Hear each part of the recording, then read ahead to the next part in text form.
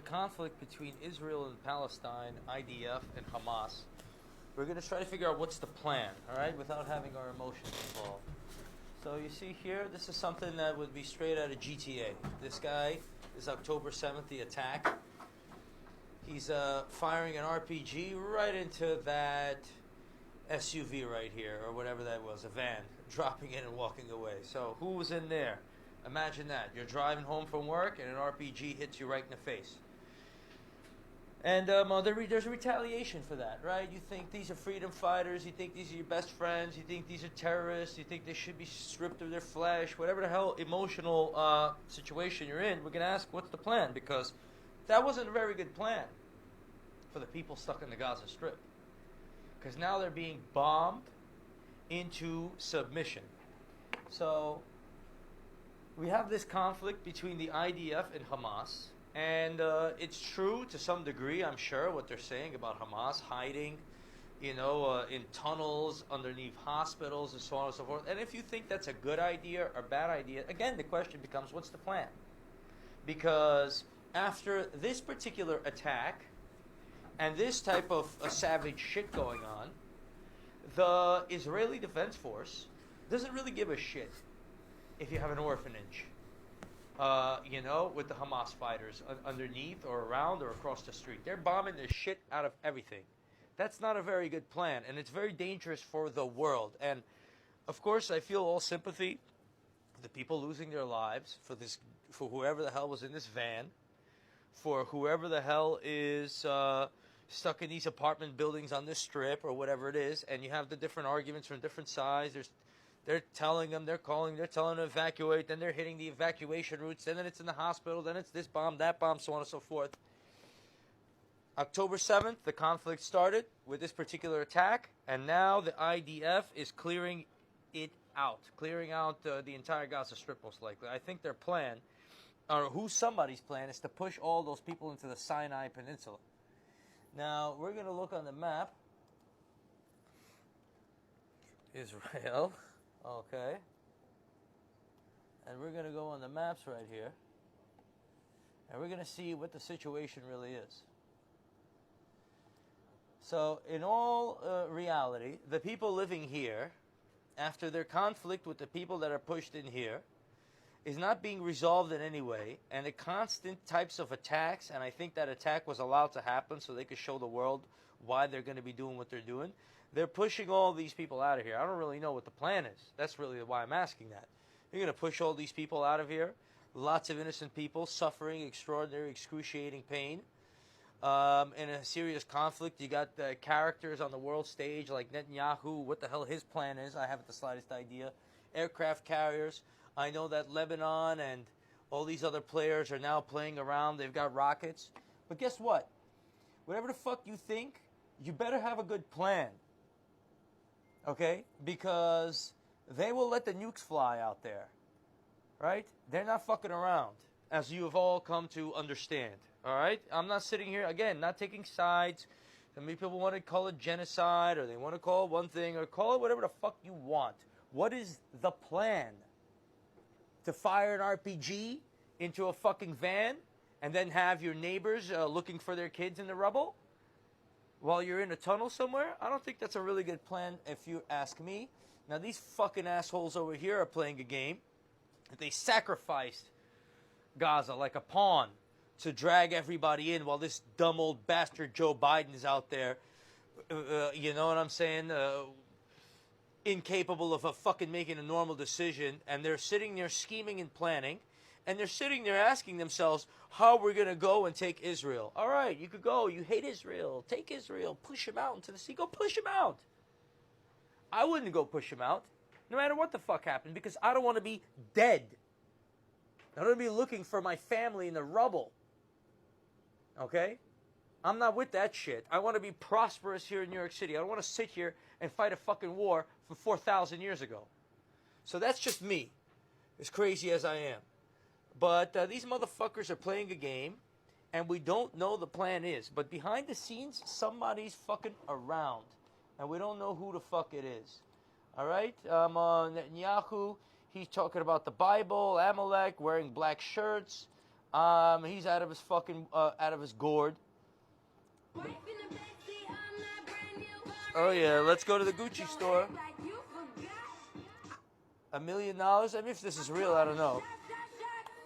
She's buying Cartier. They're fucking siphoning off that money left and right. And of course, this motherfucker who was involved, the Epstein victim who gave Ghislaine Maxwell a maximum sentence, found dead. Nobody cares about that. So there's somebody in the shadows. And then, of course, this woman is giving a pound to the Hamas fucking rebel that saved her, or whatever it is. This is a kidnapped victim.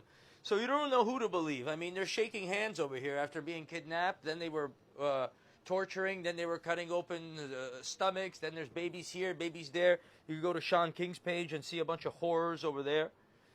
You've got it all wrong, guys. You've got it all wrong. You got the whole fucking world all wrong. There's shadowy players pushing these forces together in a nasty, nasty way.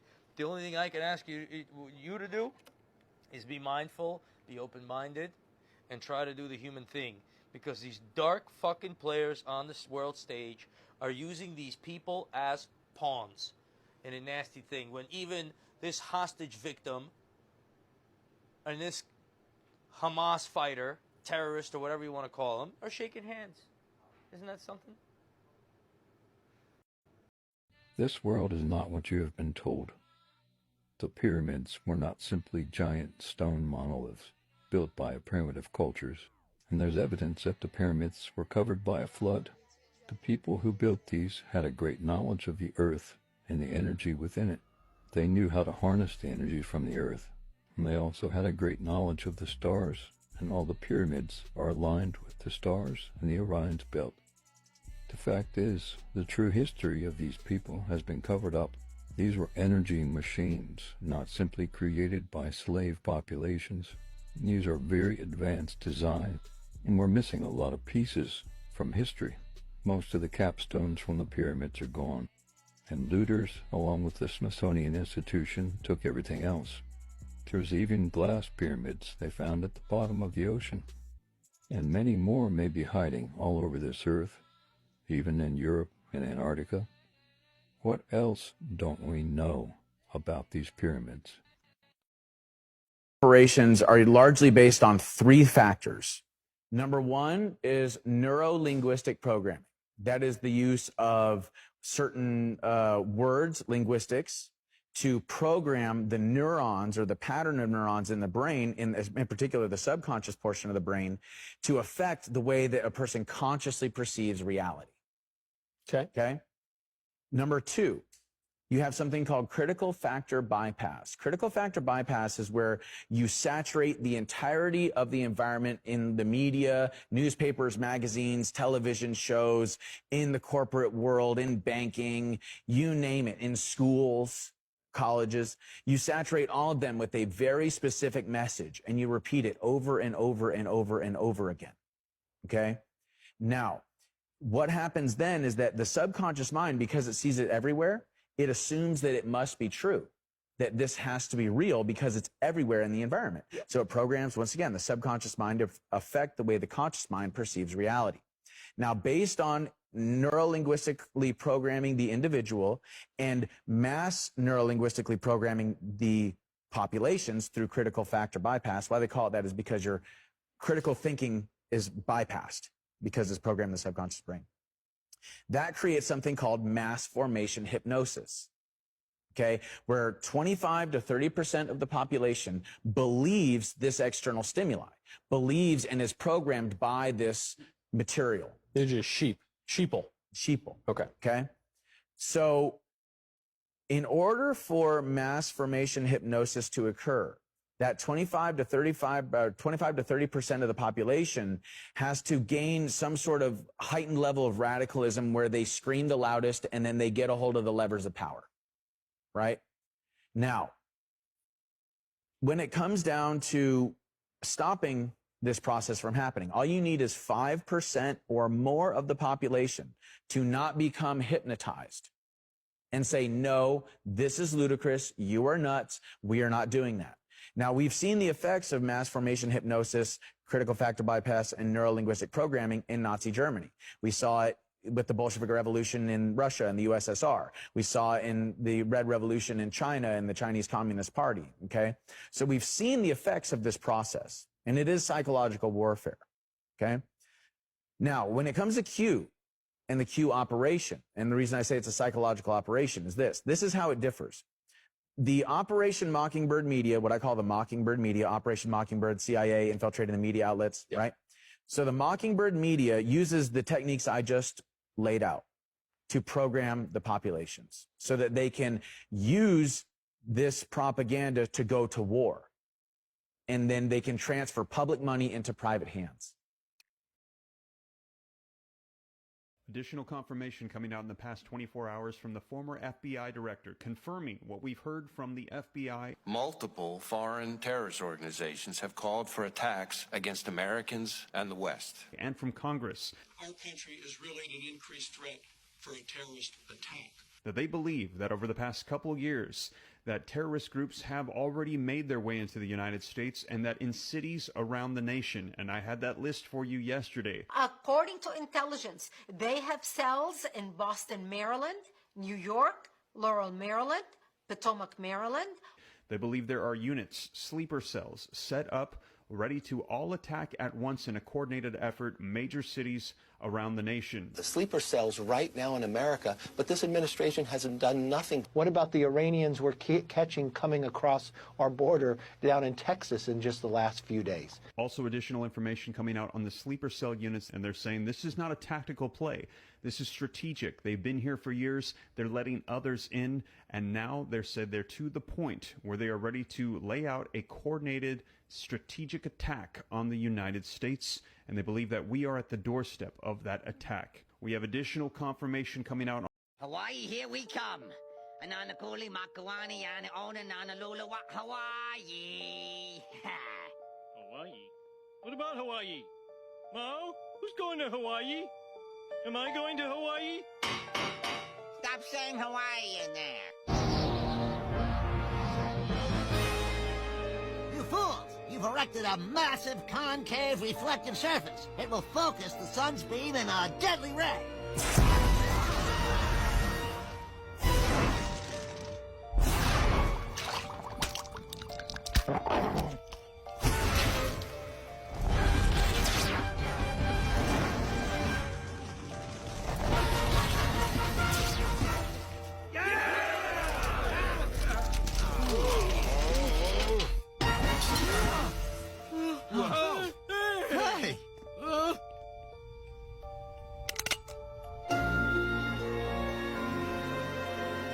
First off, I'd like to thank the good people at Tianjin Smelting and Mining and Donuts and Tops for neutralizing our wonderful, deadly new lard lead. Let me get this right. You want to pass a law to draft my daughter to send to another one of your foreign fucking wars for something you created so your arms manufacturers can make more money for your banker friends. Did I get that fucking solid right or not? Now, wrong, elephant breath. My daughter will not be joining the military any way, shape, or form unless it's to fight this fucking war that this government has started against its people. See how simple that is? The very fact that you don't understand the societal fucking rules about women and children, let me school you a little bit. Now, the fact of the matter is you can't make your fucking recruitment numbers because your recruiters told so many lies like, oh, yes, you get the condo on the beach when you join up. Oh, you get to start here, but we're going to switch you to what you really want later. And the biggest boner up the ass, the VA will take care of you if you got hurt. Hey, the reason you can't meet the recruitment goals is because these young men have already voted with their fucking feet. They're not going to fucking fight. And the fact that you think you're going to get the women to fight, let me put it to you this way. It was one thing when you oppressed us with unbelievable fucking taxes. One thing, because we were living in nice homes and still eating pretty good. It's another thing when you spied on us to the degree that you did and made us realize that we don't have any freedom. It's another thing when you not only wrecked the fucking economy, but you fucking did it in such a way where you spent so much fucking money that went to special interest groups that the people never had a chance to benefit from it. And now, when you have people that are homeless eating canned goods out of the back of their fucking car, you know what? They may do that for themselves, but their kids are not going to go through that Motherfucker, you're going to find out what people will do for their fucking children. You protect women and children because it's the societal norm. It has nothing to do with being sexist or unequal in any way. The fact is, you should always protect people that are weaker themselves and always stand up for the right fucking thing. And the right fucking thing here is, if my daughter is going to be in a war, she's not going to have to go to a fucking foreign country to fight it. Fuck your taxes, fuck your withholding, fuck your FEMA, fuck your IRS, fuck you, fuck your corrupt Congress, fuck your corrupt presidents, fuck your entire election process. You know, I could go on forever, but let's face it, the world's not going to live that long before a fucking meteor solves a problem for us. So, fuck you.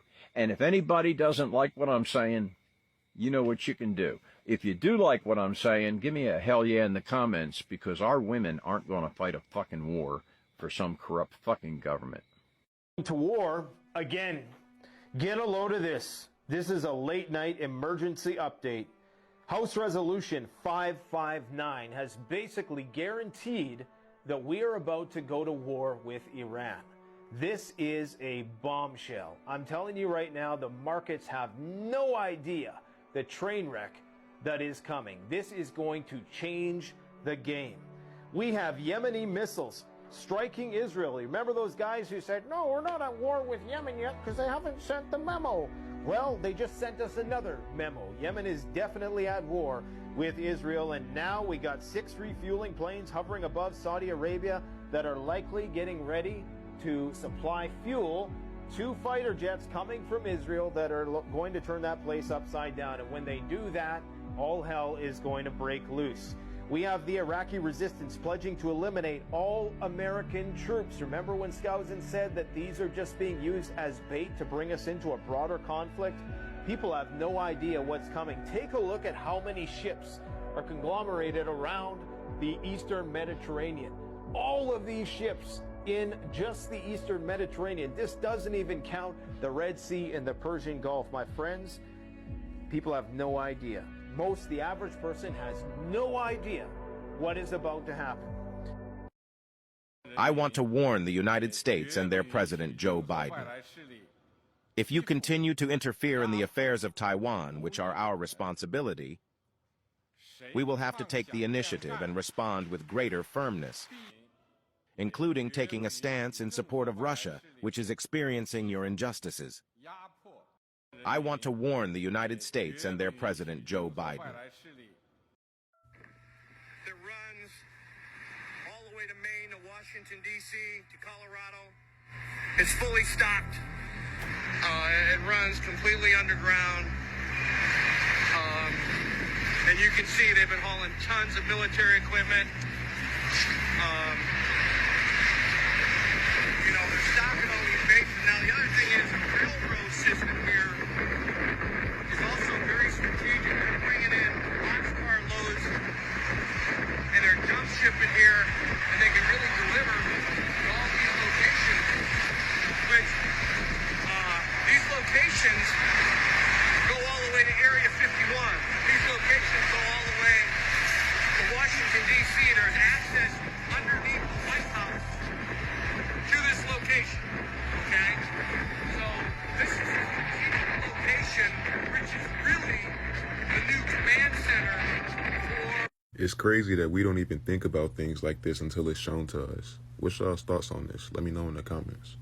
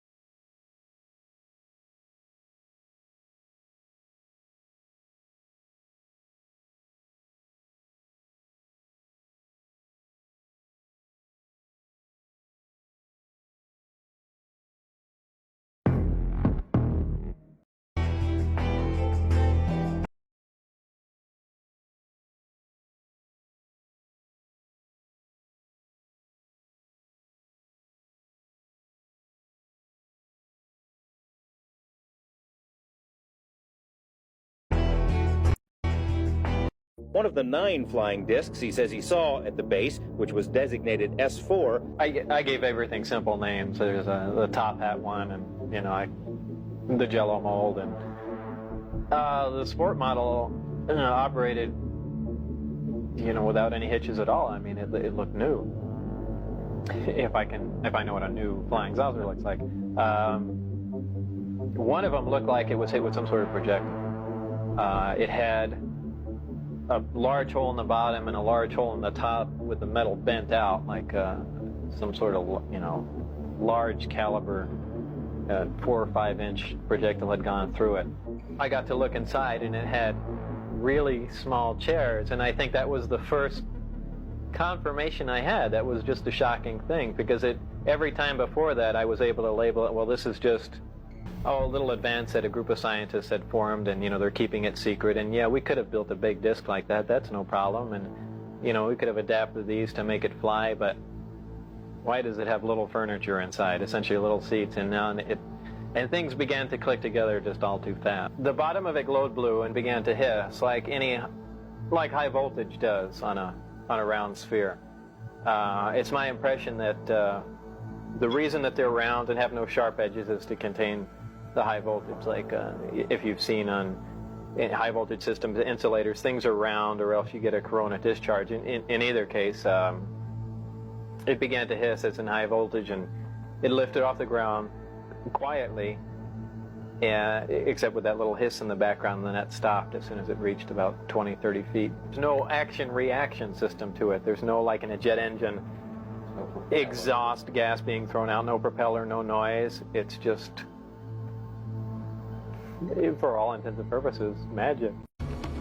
What's the line where they won't cross? What's the line? Is it 1 million people? Is it a nuclear bomb? What is the line? There's probably no line. And when you think about how much people loved America after 9/11, the whole world was like on America's side. And how much we fucked that up in 23 years or 22 years. Yeah. Fuck that up. Fuck that up. A million innocent people die because of the Iraq War.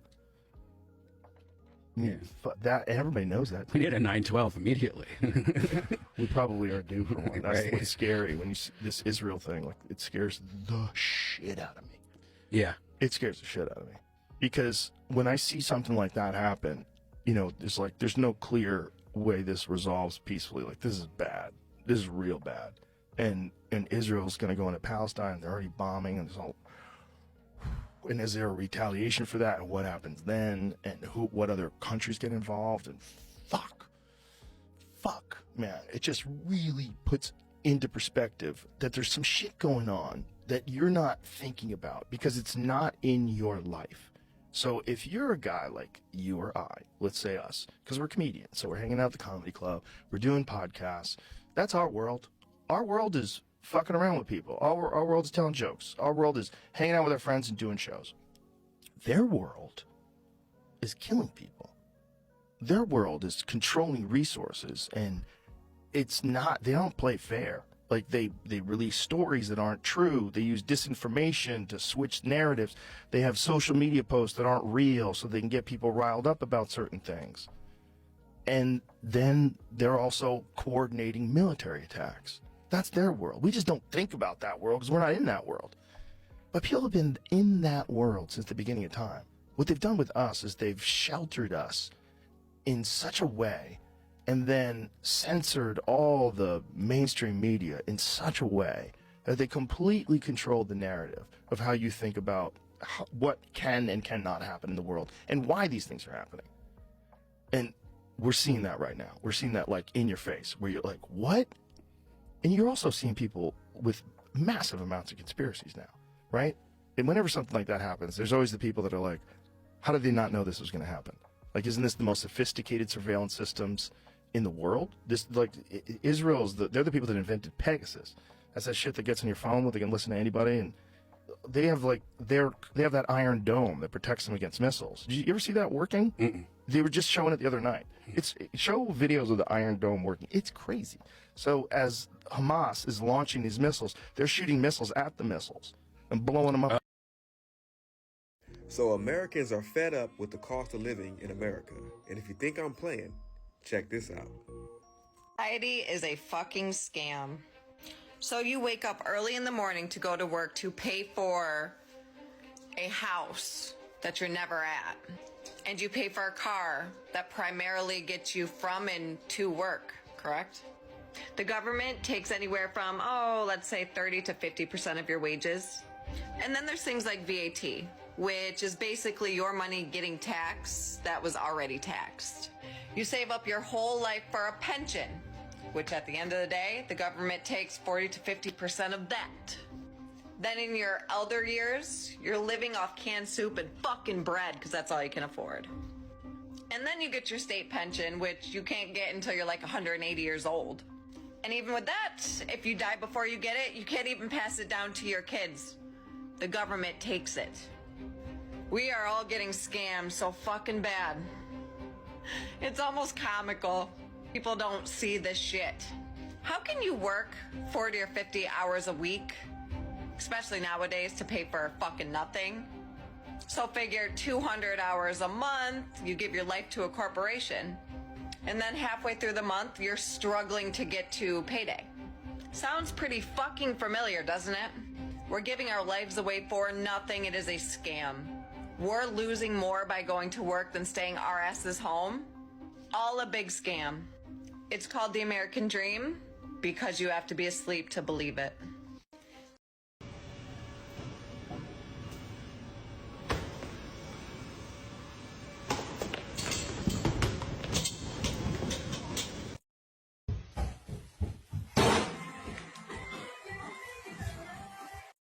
And the way money is created and today is first you have the U.S. Treasury, okay?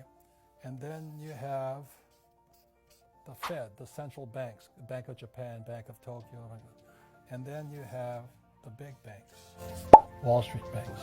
So the way money is created is the U.S. Treasury creates a bond. Okay, it's an IOU from guess who? The taxpayers. So this bond goes to the Fed or the European Central Bank or the Bank of Japan. This is money. This is fake money today. And then this guy send money to the big banks. This is called quantitative easing. It's also called printing money. And the way money is created and today is first you have the U.S. Treasury, okay? And then you have... You know what's so sad?